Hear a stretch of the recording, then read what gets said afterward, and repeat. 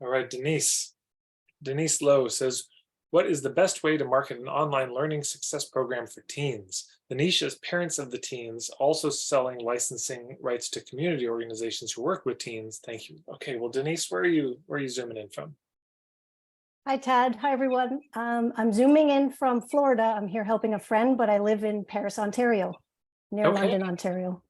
Okay, there we go. Well, best way to market online learning success program. First of all, the best person I know in terms of marketing online programs is Danny Innie, Mirasee.com, Mirasee.com. I would check out his stuff. He's got more to, he's already forgotten more about how to market those than I'll ever know. But you catch it just right, which is the market is the parents or the community organization. It's not the teens. Whoever is paying you, that's your target market. Mhm. Yeah, and of course it has to also appeal to the teens. So in some ways there's two, but the primary one is whoever's paying.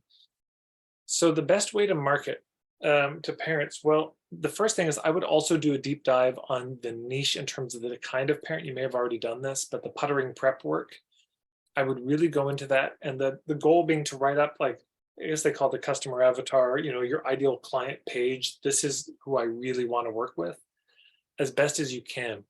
Because the best way to market is generally this: you find out where your people are and you go there.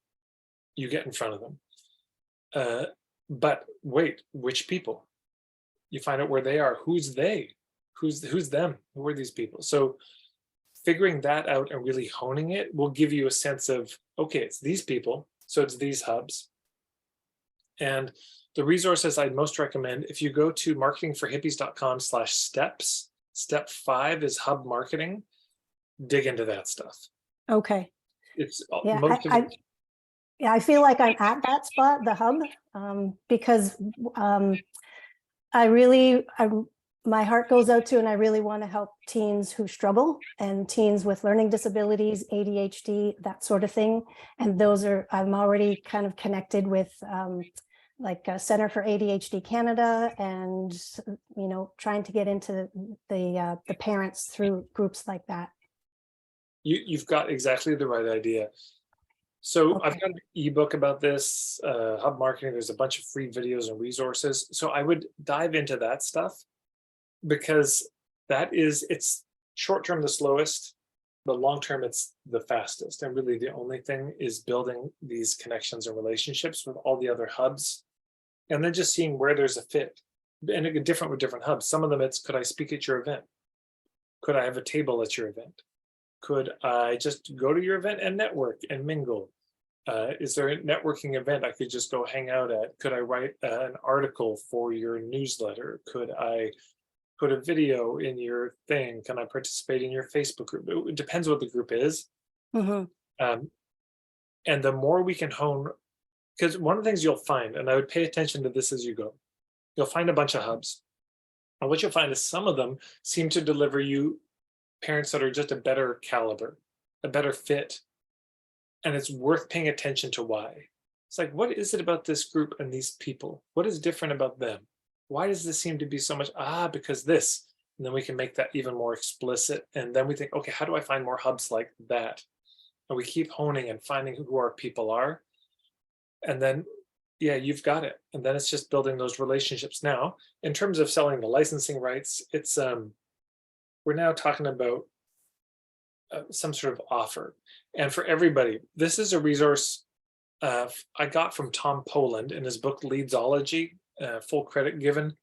And I'll just grab the link here.